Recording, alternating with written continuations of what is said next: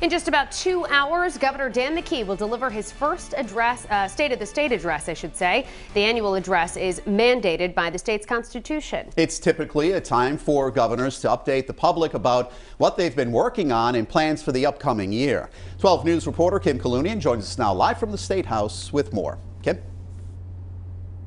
Well, Mike and Shannon, Governor Dan McKee has also often, I should say, referenced the fact that he himself was a small business owner and therefore uniquely understands the struggles of other small businesses in the state of Rhode Island. And tonight we are expecting assistance for small businesses to be a topic of his speech. We spoke with the Commerce Secretary just a short time ago about a series of proposals that the governor is expected to unveil. He pledges to make it easier to do business in the state by doing things like eliminating barriers, like chipping away at taxes, like the tangible tax and corporate minimum taxes, and also making investments in businesses, particularly minority-owned businesses as well. And Commerce Secretary Stephen Pryor says these proposals are not just about helping businesses that are struggling in the short term, but also over the long term as well.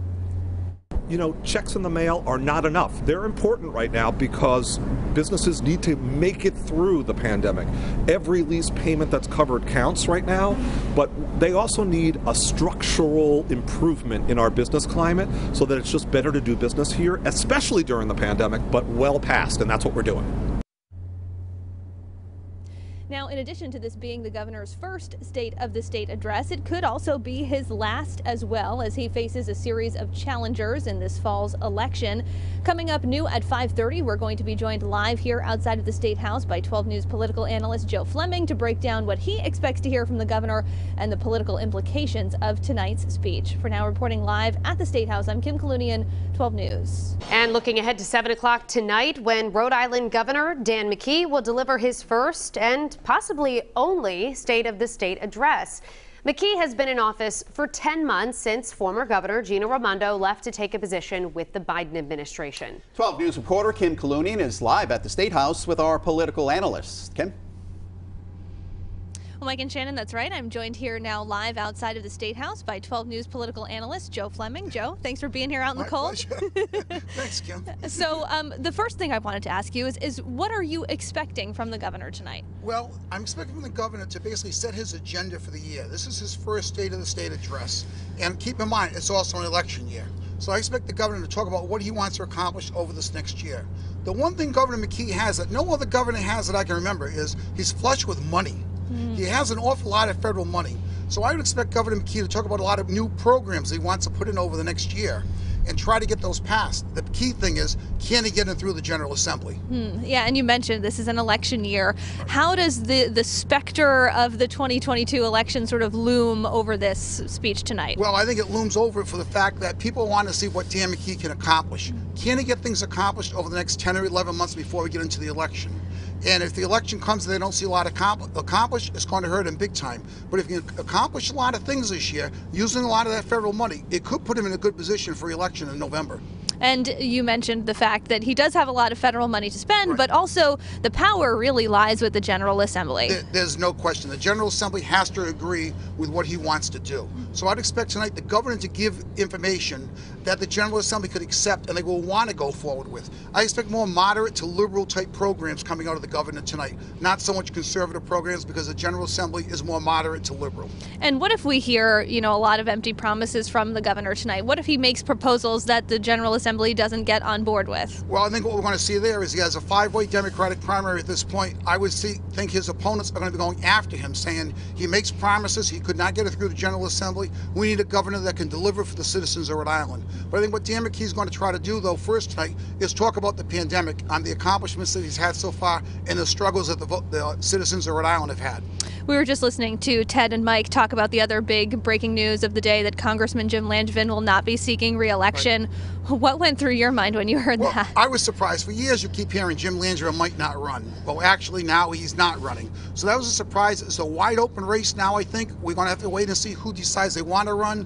One name that's come out there has been Speaker Sakachi, who's flush with money. However, he can't use that money in this race. He has to raises different money because you can't mix federal and state money when you're running for Congress.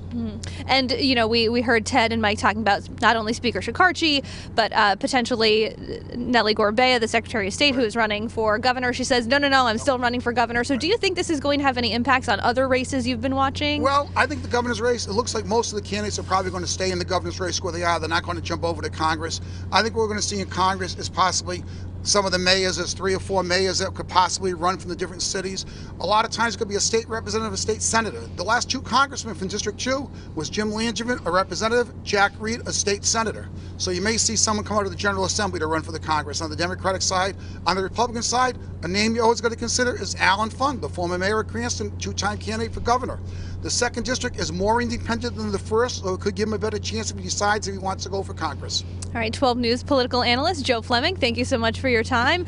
A lot to watch, both in the long term in terms of the 2022 election and in the short term with Governor Dan McKee's first State of the State coming up tonight at 7. We'll send it back to you. In just under an hour, Governor Dan McKee will deliver his first State of the State address. 12 News reporter Kim Kalunian joins us live from the State House with a preview. Kim? Shannon and Mike, that's right. We are just 1 hour away now from the start of Governor McKee's first State of the State address here at the Rhode Island State House. And we've been telling you over the last couple of hours that we expect him to focus at least a portion of that speech on small businesses, assisting them, streamlining the way business is done here in Rhode Island. And we've also just recently learned that he also plans to talk about higher education and allowing people better access to higher ed opportunities. He plans to announce something tonight called the Rhode Island Higher Ed Academy. And just a few minutes ago, we spoke with Rhode Island's Commissioner on Post-Secondary Education, Dr. Shannon Gilkey, about this proposal. So this is an effort that we're going to scale up and go statewide to really meet people where they are, to have higher education meet people where they are. We know that there's massive labor shortages across the state. We know that only 52.9% of Rhode Islanders have some form of a credential from post-secondary education. In order to kind of fill those labor shortages and really to get first-generation Rhode Islanders who haven't had a previous college experience the necessary education and training they need for the good jobs, this is a statewide effort to do that. And the governor's office says they plan to utilize funds from the American Rescue Plan Act to cover the cost of that initiative. And it plans to target folks in lower income communities and people who have been negatively impacted by the pandemic. We are expected to get more details on that and some of the governor's other proposals tonight in his State of the State address, which again starts at 7. For now, reporting live at the State House, I'm Kim Kalunian, 12 News.